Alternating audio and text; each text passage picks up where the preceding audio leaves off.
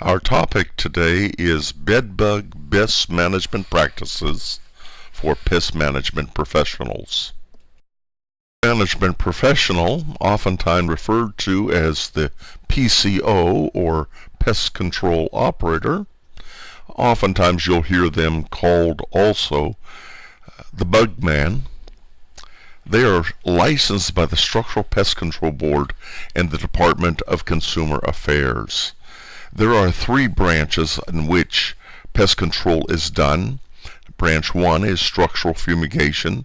Branch 2, general pest, which include rodents, cockroaches, bedbugs, etc.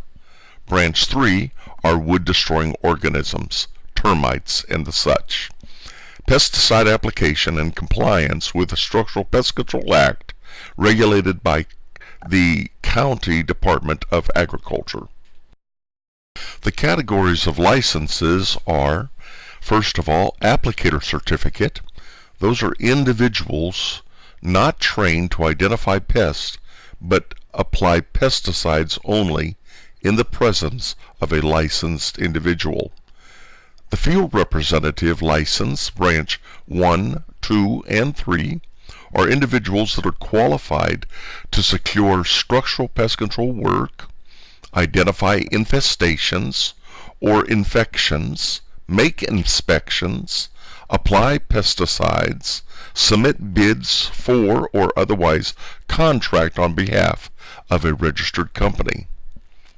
The PCO license, or the Pest Control Operator's License, are individuals, businesses that are permitted with a pest control business license to operate a pest control business in the state of California. Applicators and field representatives cannot perform pest control on their own. They must perform their work under the license of a pest control operator. The Pest Management Professional, or PMP, starts as a field representative with the designation FR, working under a licensed pest control company for a minimum of 2 or 3 years, practicing the specific pest control category, either branch 1, 2, or 3. After 2 years, the field representative can apply to the State Pest Control Board, or SPCB, to take the Pest Control Operator's Exam. SPCB, the Structural Pest Control Board, will verify the field representative has completed the necessary qualifications. The field representative will be required to take a pre-op exam. The pre-op exam includes a 3-day, 20-hour preparation course. Successful completion of the pre-op exam allows the individual to take the Pest Control Operator's Exam. Completion of the Pest Control Operator's Exam allows the individual to start a pest control company for only the categories completed. So why are bedbugs such a problem to deal with? First off, the cost. Secondly, the control requires 100% elimination. All the parties involved must adequately perform their assigned duties. The availability of limited pest control tools and pesticides is their own problem. Difficult situations, such as low income, multi-unit residences, and the like. Best management practices is an integrated pest management program which involves all parties. Think of it as a triangle. At the top is management. In the center is, of course, the bedbugs. To the left is the pest management professional, or PMP, and then the opposite corner is the tenants. All three groups must do their part to hope for any control of bedbugs. The bedbug IPM, or Integrated Pest Management, deals with pest control companies giving and providing standards of procedures for their personnel, both to follow and to adhere to with bedbug operations. They provide guidelines for the homeowners or renters, and guidelines for the landlords and property administrators. We have a synopsis of the guidelines and responsibilities for the renter and or the homeowner. They are responsible for preparing the infested rooms for treatment, removing all clutter, sealing up clothing and personal belongings in bags for heat treatment or laundering, thorough vacuuming and cleaning of all surfaces and cracks and crevices in the infested rooms, removing all pets and fish until completion of treatments, encase all mattresses with approved bedbug encasement bags after treatments are completed and as directed by the pest control operator. The best management practices for basic understanding. The pest management professional should provide well-documented inspection and assessment reports, proper identification of the pest, the level of the infestation, and the structural and environmental conditions conducive to bedbugs. Recommend treatment options based on inspection and assessment. The need for structural modifications, treatment options available, tenant homeowner preparation checklist, and possibly outreach education, and finally post-treatment options. It is important to hire a knowledgeable pest control company. Do they provide a well-prepared and thorough pre-treatment preparation list for management and tenants? Are they prepared to communicate with management and tenants? Do they provide other services to the resident?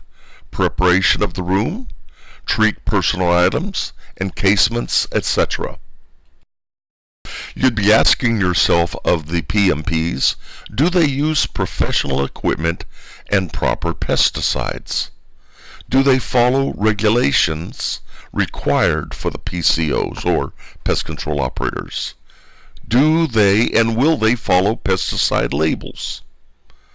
Pre-pesticide application notification, that is, do they inform the tenants and homeowners giving them a list of the variety of pesticides that would be potentially used in that area? Submit service slip states what pesticide is used. Still considering the pest management company, does the company offer post-application monitoring? Do they follow up with visual inspections? Place active monitors? Place passive monitors? Use canine detection? Does the firm offer various treatment options? The types of treatments or methods available are normally fumigation with a fumigant known as Vicane, heat, the use of heat on a whole house or a separate unit, pesticide applications most commonly used by pest management professionals. Non-chemical or least toxic products are vacuuming, steam, freezing, EPA exempt products such as essential oils, a combination of any one of the above. Fumigation is a method of using a lethal gas to exterminate pests within an enclosed space.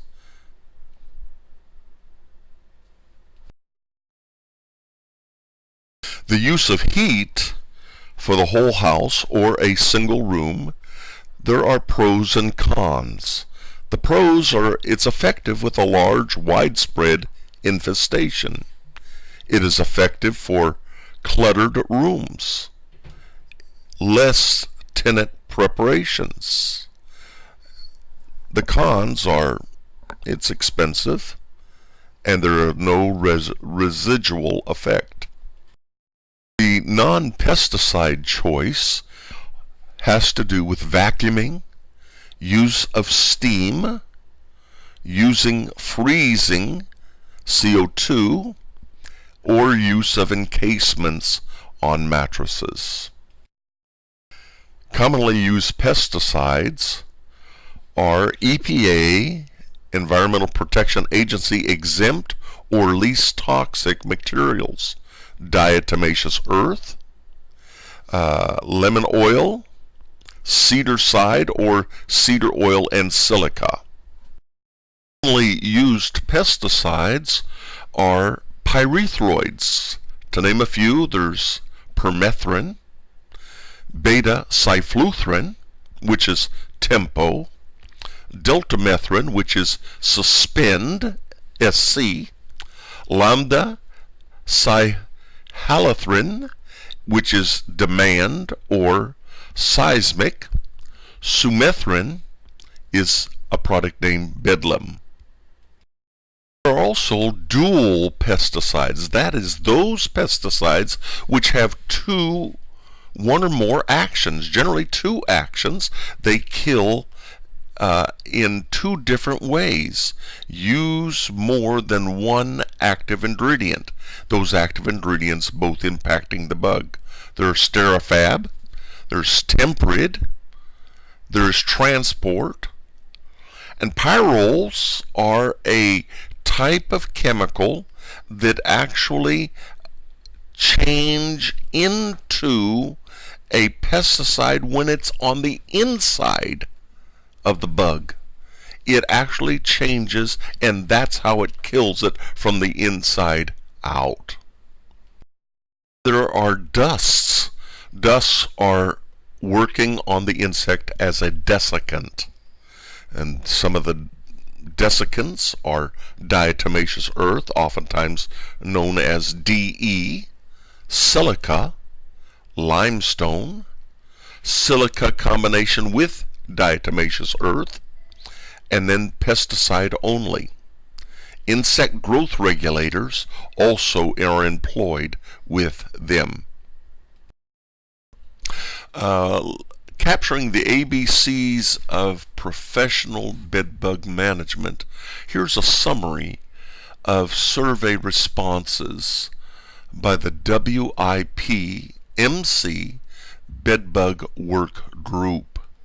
They found the proportion of respondents indicated that insecticide use accounted for approximately 99% of their choice most of the time.